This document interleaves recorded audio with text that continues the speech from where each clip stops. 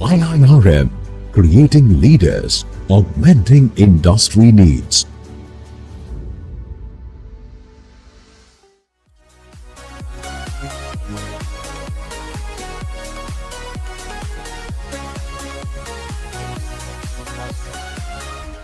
Hello all, welcome to DQ, Dil Dimag Ka Discussion. We are your hosts. I'm Harshit.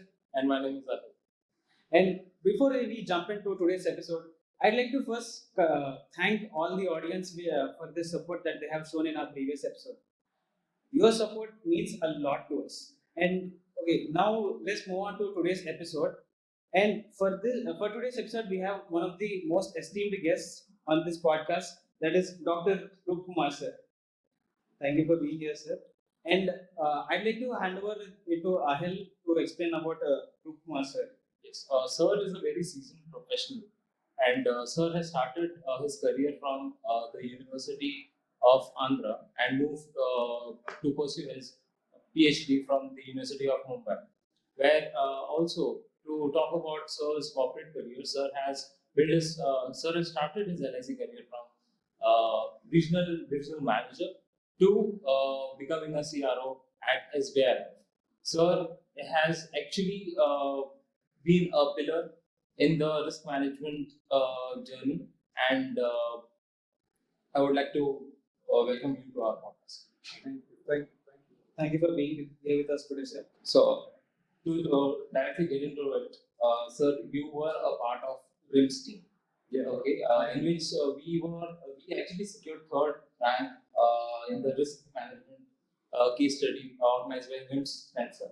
Sir, how was your experience to it, and how did you feel on nurturing these young talents? Okay, so I'm part of the Rims and Spencer. Actually, the competition is sponsored by Spencer. That's an educational, they fund educational initiatives. And Spencer is closely aligned with RIMS, you will say. The RIMS is a voluntary group of more than 10,000 risk professionals worldwide. So I'm part of it for more than 10, 12 years. I'm incidentally one of the first cheapest CRMDs, their designation from India. I'm the best one. So I'm associated for a pretty long time. Because of that, a reference was made to me that our students like to participate in the Spencer's Risk Challenge. So I had actually given it to the students here. This is about 3 years back.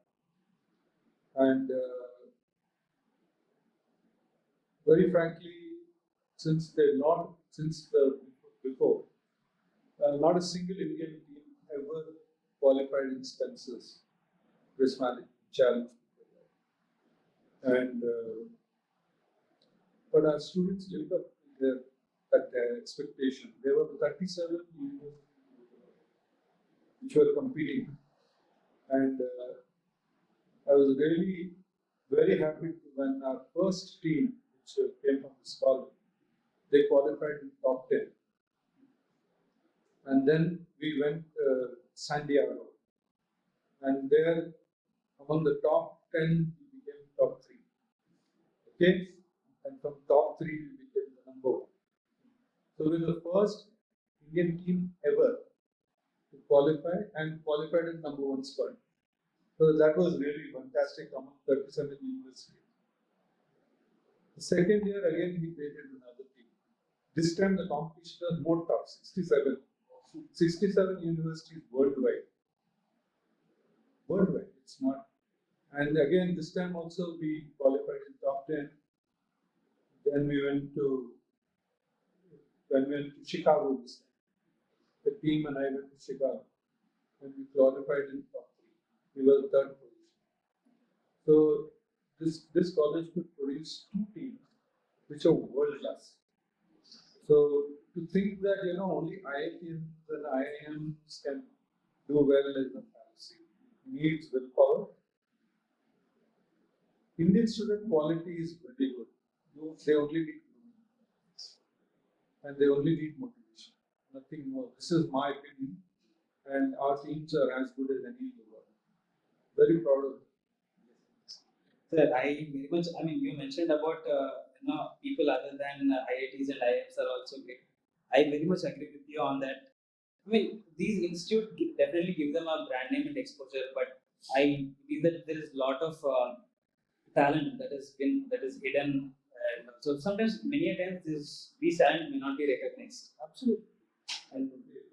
And and seeing these kind of opportunities, uplifting them brings a lot of hope, basically. And I would like to thank you, sir, regarding your support regarding the SBI Live case study competition as well, wherein we could qualify for the semi-final as well. So it has been a great. Always makes me proud when you guys do well. Yes, thank you, sir. So now I want to pivot this conversation towards the recent war that has been happening between US and Iran. Now I don't want to exactly go into the specifics, but I want to touch upon a few topics. Now, firstly, let's talk about the cybersecurity, AI, and warfare. So, recently, before Iran has, I'm sorry, US has attacked Iran, it has attacked Venezuela. And and to locate the Venezuelan leader, Nicolas Marto, they used Anthropic's AI called Claude to locate the leader. And needless to say the less, it had a perfect accuracy. And but later, Anthropic has refused the Department of Defense to use its AI model for mass domestic surveillance or autonomous weapons, basically raising concern for users' privacy. And because of this, the Pentagon has blacklisted Anthropic. Now, I have a few questions on this area. Now, this is an AI that even a general public everyday uses. Is there a direct relationship between the data that we feed to the AI and the AI that has been used in the war? And also, as getting a political backlash on a company, how would it affect just because they raised a concern towards privacy of their users? See, first of all, that the US government blacklisted Anthropic is a subject matter of debate in the social media. It's not officially confirmed. It's not officially confirmed by the government of USA or by Anthropic itself. So we don't know yet. So that is a matter of speculation. First of all. Secondly, Anthropic is it's an AI model. Yes. A very advanced AI. Now, suppose you take, for example, the data of a citizen in Europe, India, America, and in many of the advanced countries of the world. The usage of data of individuals, right, citizens, is protected by the data protection law of the land. Okay. Like GDPR in Europe. America has different states of America. United States, huh? Yes, sir. They have different layers of data protection law. India has its own DPD Act. Yes. Like that, most of the advanced nations have it. European Union has DPI. Nobody, including the government, can use personal data for individual human being. It is their right. It's like a asset. It's like property. Without the explicit permission of the individual. So the first one to think that individual data can be misused is a fallacy. It cannot happen. Of course, the government of America or India may be under exceptional circumstances, may be able to bypass this law, but I very much doubt it. Now, what data did the government of USA allegedly use? We don't know yet. It's a matter of speculation. So I wouldn't like to speculate on that. Complete data, maybe like locating data, like geographic data, which is public. Maybe they could use that, but no private citizen data can be used without the explicit permission of the person. So I think it is in a matter of speculation.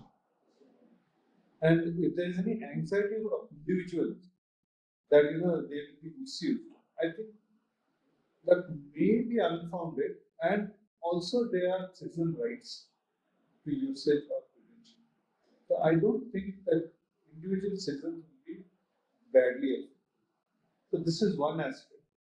Then another thing, what did you mention? The other part of it? Now I spoke about the data. Whether anthropic, whether that will be affected. Yes, I mean getting a political backlash.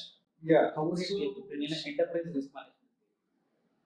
That No, respect. anthropic, whether it is going to experience a political backlash, I don't know. But if it experiences some pressure from pressure groups of like big political government, maybe influential, and it can stand up to its philosophy that it should not be used for war and for arm, it will gain the respect of the public, and it will be more viable in the long run. This is my opinion. So whatever is used for right purposes or protected for right usage will always gain credibility in the long run. Maybe short-term harm, but long-term gain. That's what. So actually, you mentioned about the long run and also actually what after Anthropic has refused, a few days later or basically a short duration later, its competitor OpenAI or ChatGPT has taken this up and signed it with the defense department for the same reason.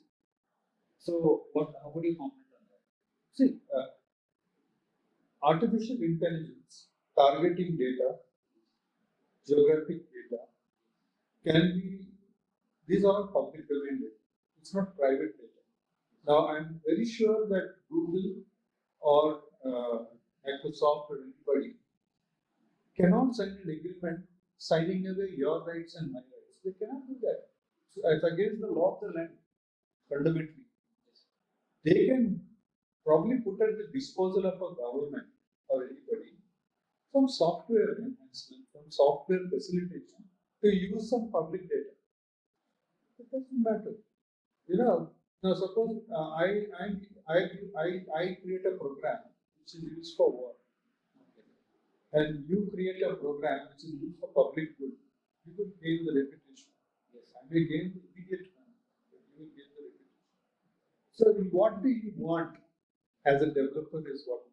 Okay. Yeah, but public should not have anxiety that their data is being misused. I seriously doubt that is happening. But then anything is possible.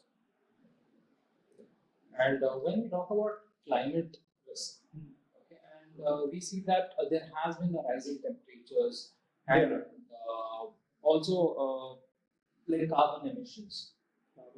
Okay. And the extreme weather. I would say that war is the most underestimated climate accident ever. Okay, so every missile that is fired, every bomb that is dropped, that has an impact on the nature. And when we are looking at the Gulf War, for example, so it is actually rising the temperatures. Okay, how would you like to debate on this climate change?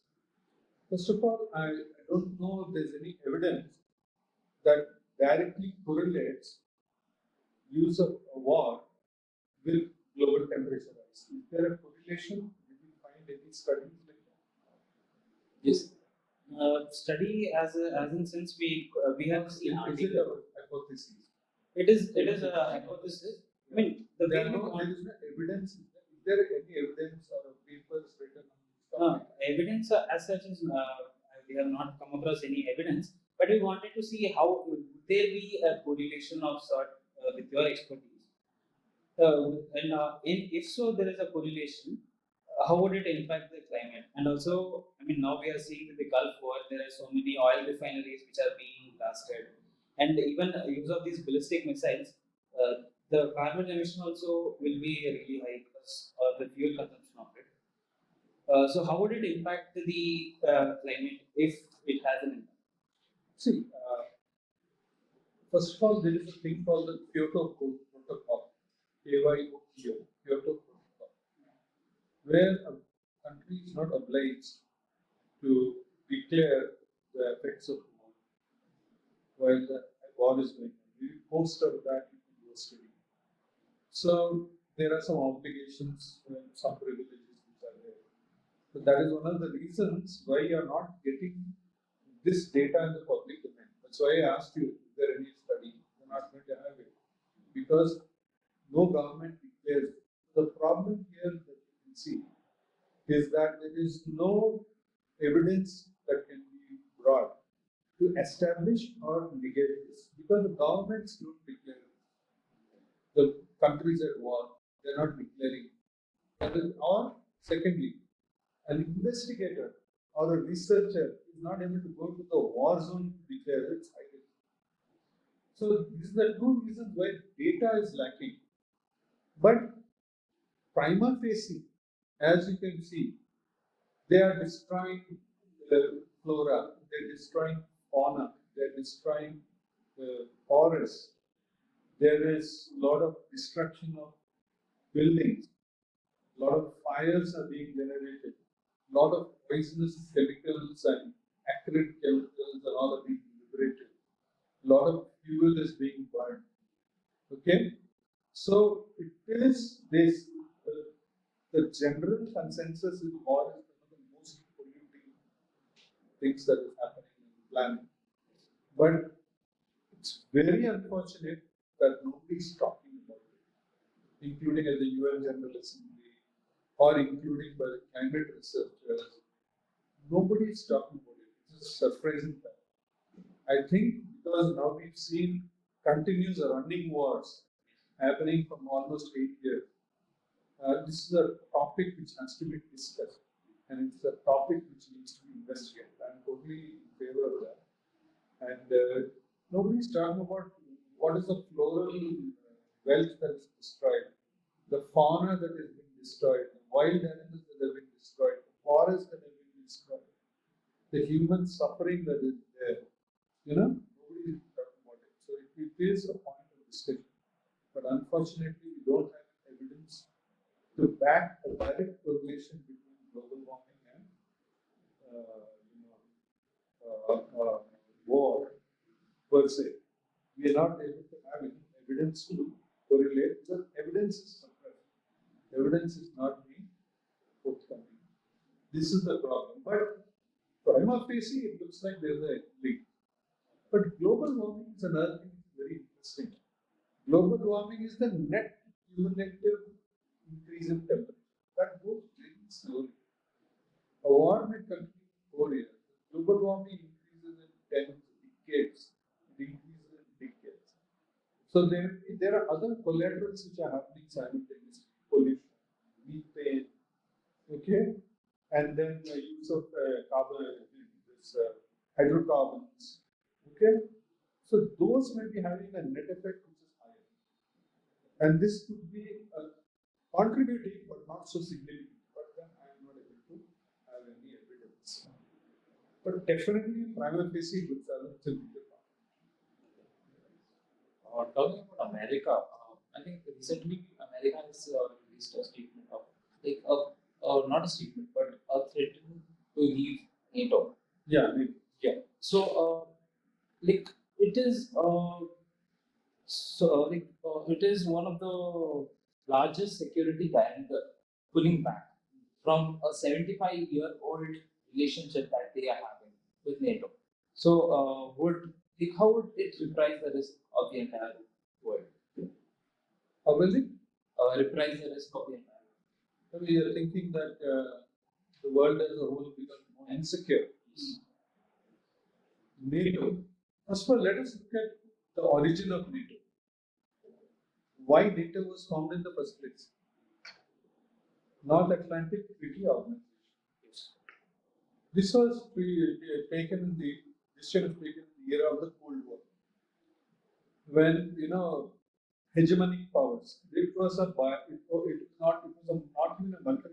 It was a bilateral power, that is between Soviet Union and America. Okay, the America and consequently the European nations viewed Soviet Union as a hegemonic power. I mean, a power which wants to expand its borders as a hegemonic power. So they felt that the European nations felt that on their own they cannot stop it. It was very powerful.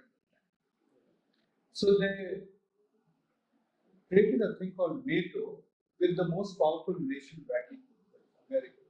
It's sort of a backstop, a guarantee against the hegemonic nature of Soviet Union. It also, there's another funny spin-off there, in the sense that since the power of the United Nations was used as to protect, to stop the growth of Soviet Union, erstwhile Soviet Union, now it's no longer there, it's broken up. Now only Russia is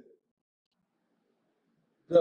The technology, the money, the defense capacity of America was used. And consequently, the European unions reduced their defense expenses to very low levels and used it for growing their economies. Now what happened is the America is saying that we can't go on, supporting you. You have to do it for you. That in essence. But the European Union is pretty weak. They have to build up their defense forces. So they have increased the defense budgets to among the highest post-war Second World War. But it takes time to build up defense capacity. It will take 20 years or more. Yes. So as a consequence, in this intervening period, they are feeling vulnerable. Now, vulnerability is a state of mind. Whether actually Russia is going to attack them, that's what they feel.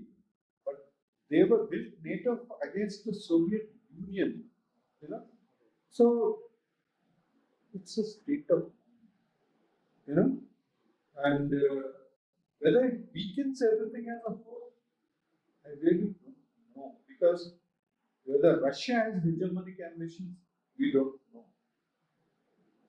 Whether the NATO cannot protect itself, really we don't know.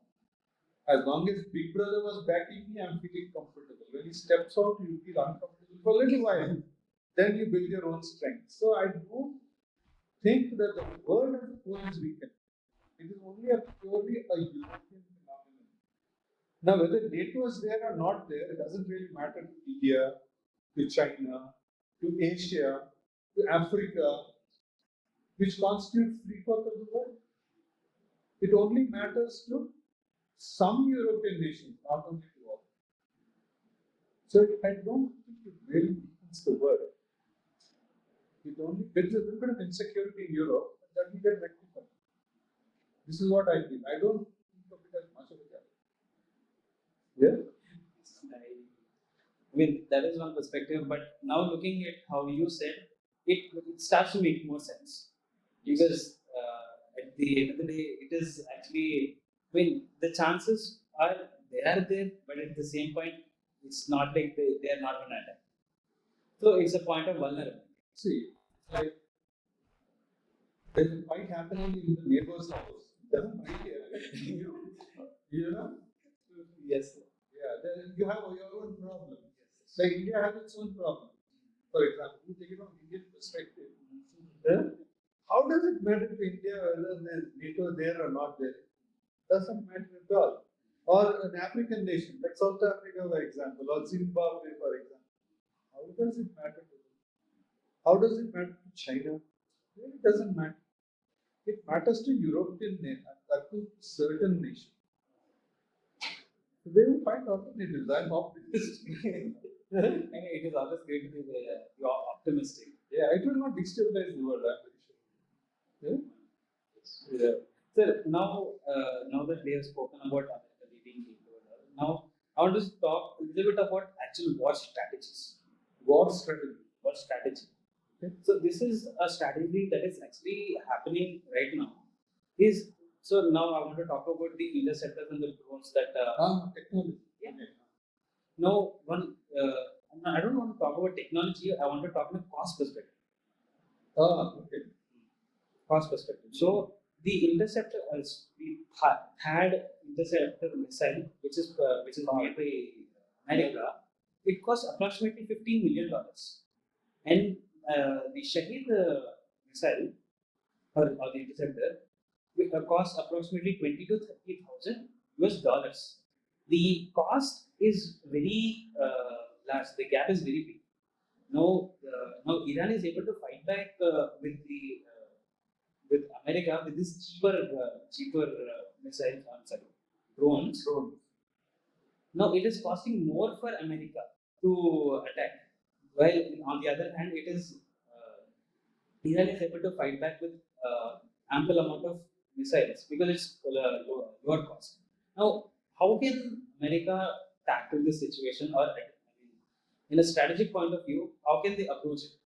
You should stop fighting. Really? Yes. Huh? So I have a big brother, and that fellow has a stone. So this brother cannot protect against something throwing a stone. Huh? So they should both sit down and think why are they doing it at all. Don't you agree? So see, the point is like, I have money, so I build a big thing. So I'll give you a story. Huh? When the Apollo moon mission was on, Yes. what is the challenge in space? There is no gravity. Yes. So your pen won't work. Why? Because the ink is flowing because of gravitational pressure. You write like this, it won't stop working. It is anti-gravity. So America spent a few $1 million designing a pen which can work in anti-gravity. So they created a very complex pen which you can write. The Russians used a pencil. Okay? Something like that, is it? मेरा पास पैसा है तो मैं बड़ा बनाऊं. It's like that. Okay. So Russian and when the other person is weak, so he will attack you on your weakness. He will not attack you on your strength. See. So they have built huge layered system. Art is not meant to shoot down a drone. It was meant to shoot intercontinental ballistic missile. It is designed for shooting down intercontinental ballistic missiles, not drones. Yeah. So, but a drone when it comes, and I have only this big toe, big gun, and a small sparrow is coming. I have only this gun, so I will use that gun. See, that is the situation. They have not developed the countermeasures. They didn't imagine this situation. They have imagined it as okay. They may come. We may have head-on collision, like probably, but there's the Iranians chose to divert it to something else. So but here, a third is a precision missile. Because it's a missile hitting a missile, coming at Mach 4 speed, Mach 5 speed. It is designed for that. That's why it's costly. And very highly precision oriented. But the drone is like en masse destruction. They send a large number of drones. They're not very specific, point-specific attacks. They will hit somewhere in the general area. So they're developing countermeasures. Right now, in the current situation, countermeasures are not fully available. They have something. So they're coming up with very interesting countermeasures. Like, for example, a laser-guided this thing. So you said now it's $1 million versus 1,000. Now they're developing a laser weapon which costs a few dollars to bring down the drone. It's a high precision, high energy, high precision beam of light, which will just burn the internals of that and it will fall. Okay. So that they're developing, but it's under development. It's going to come up very shortly. So that will just swat it like flies. Whatever it will go, finish. You send 1,000 down also, you will have 2-3 seconds to finish all of it. So that is the new system. Another thing is they have brought this propeller aircraft. Yes. Slow moving. See that what is a drone? It's not very intelligent. It flies in one direction. It flies low. It flies slow, and it is visible. You have time to react. You can even shoot it with a shotgun. You can even shoot it with a shotgun. And in Ukraine they do that. Shotgun. So slow moving aircraft, not the jets which keep zizzing past. They use the slow moving aircraft, I forget the name, with machine guns, and they're shooting them down. So countermeasures are coming. Right now, maybe they're using high cost equipment because they don't have an alternative. But they are developing the alternative. And very shortly, you'll find that drones will no longer be that relevant because the countermeasures are coming. And then they're having these layered defenses. So for high fast-moving ICBMs, one layer of defense, and if it's crosses that, then there's another layer. If it crosses that, there's a third layer of defense. And it crosses that, there's a human layer of defense, like that. The layered defense is what India does. And so when the war breaks out, it has a huge repercussions on a human life. Absolutely. Yeah, and I think millions of people lose their lives because of these type of wars. So how do you look at an insurer's perspective on how do they have any war exclusion clauses, or how can a health or a life insurance benefit those people during these circumstances? That's the sad part of it. People don't know that insurance companies have exclusion clauses. So act of war, act of God is excluded. So if you get killed in war, you don't get paid. Very simple. So because see, and the insurers are not in a war situation. An act of war and an act of God is not covered by insurance. Who exclude? Then you may think it's unfair. No. I'll tell you why.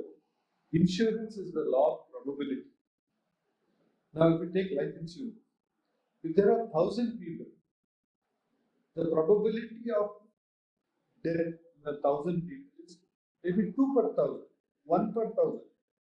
So we factor that amount that if 1,000 people pay me, I may have one death and I need to pay that much money. That is my base limit. Understand? From 1,000 people. On that, I will build an expense of the company. On that, I will build a profit. That is how the law of probability is used for building insurance. Now, if 1,000 people are there and 250 people are killed, first, fundamentally, the company will not have the resources to pay. And it will get wiped out in the first day itself. It doesn't benefit the others. That is why an act of God, like earthquake, may be massive, or an act of war, or is not insurance. The insurance companies are relatively unstable. Now, let us look at general insurance. A ship which is going in a state of constant and it will get blasted. Now, if there is an existing insurance policy which covers that specific thing, that act of war, ship sinks, then it should be insured. If that clause is there, they will pay and they'll make loss. But that is why the insurers are refusing to insure vessels now when they want to reinsure. Or the cost of reinsurance is so high that it will become unviable. Because see, fundamentally, the insurer cannot afford to make a loss.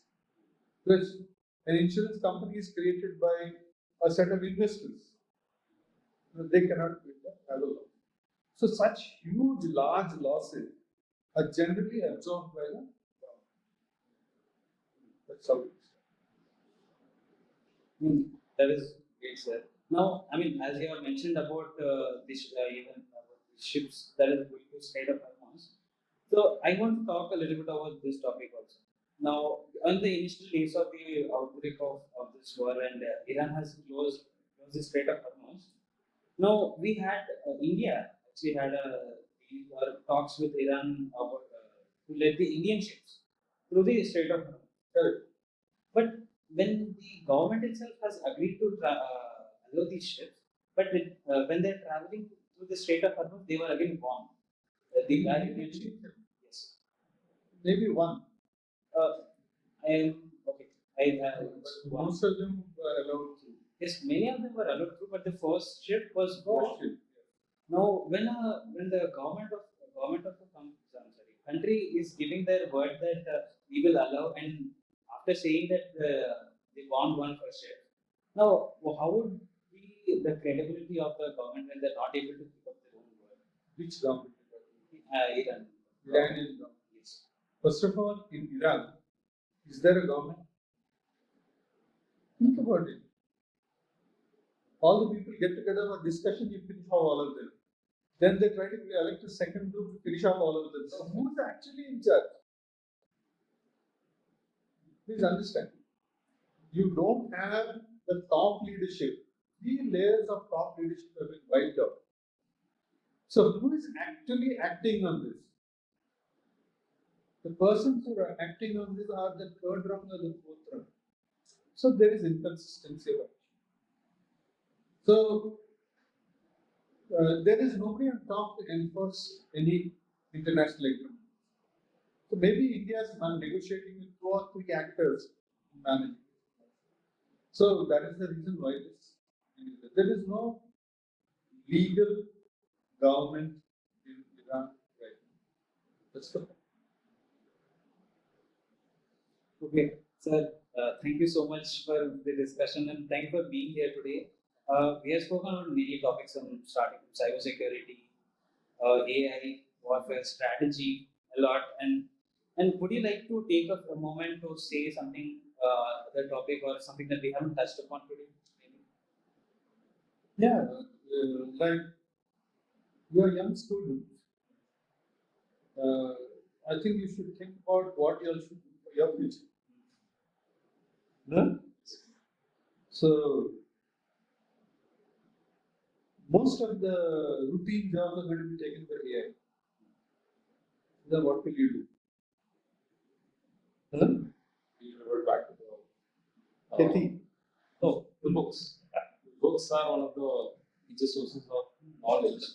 Okay, through that, anyways, we are doing it here.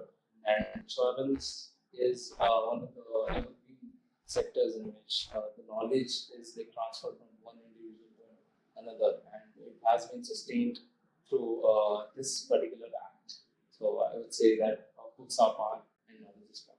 Yeah, that's true. And I believe that at any point, creativity cannot be replaced by AI. So I would focus mainly on places with creativity or more brain thinking and critical thinking, where these jobs are more required with critical thinking aspects. Those would be a better choice. What happens is routine is being replaced by AI. Routine. AI is also stepping into the realm of creativity. You will find in your cell phone that images are so realistic and they even can sing, can write poetry. No. So AI is replacing a lot of. So that, but what it is not capable of replacing in others. And you have to focus on those areas. People who create AI are indispensable, you see. Okay. And there are certain aspects which maybe AI cannot replace. There are for those areas. One thing I am very confident about Indian students is that it's inbuilt in them to keep studying. So if you are threatened for your job, you start studying. Whatever is relevant. So I'll just tell something in between first. When I was in college, all my friends used to go to institutes to learn football. Football and machine language. Why? Because there was this switching over from 2000, no? That Y2K problem. And there was a large need in US and abroad for writing COBOL programming and machine language to rewrite the programs. So I used to think, what are these idiots? That they are learning COBOL and machine language 6 months going abroad. Within 6 months they'll be back. This is what was my impression. I'm telling you honestly.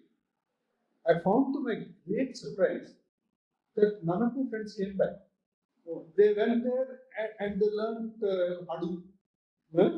They learned this, they learned that, and they're now heading countries there. Okay. Now you guys are also doing the same thing. Everybody was doing telecalling, everybody was doing. Now India has become a startup. Yes. And now I'm very sure Indians are going to adapt so fast that they will be the leading edge of artificial intelligence because they have this ability to study. You know? So I have no problem. There is a magic. I am very happy basically, and I take pride in being an Indian. Yeah, absolutely. You be proud, I'm telling you. Because we can study. Yeah, we can work hard. We rule the world. Yes. And sir, on the behalf of Harshit and the team PQ, I would like to thank you for this insightful session that we had today. And we got to learn a lot today from geopolitics to technology to life insurance. It has been an absolute honor to have you on the podcast. Thank you. So after retirement, I have a lot of time to read. So I read on all these topics. And then your guys are there for me to preach, no? Captive audience. Yes, we'll always be here. No, it's always a pleasure to talk to young people. A real pleasure. Yes. It keeps me also young. Yes. Thank you so much. Thank you, sir.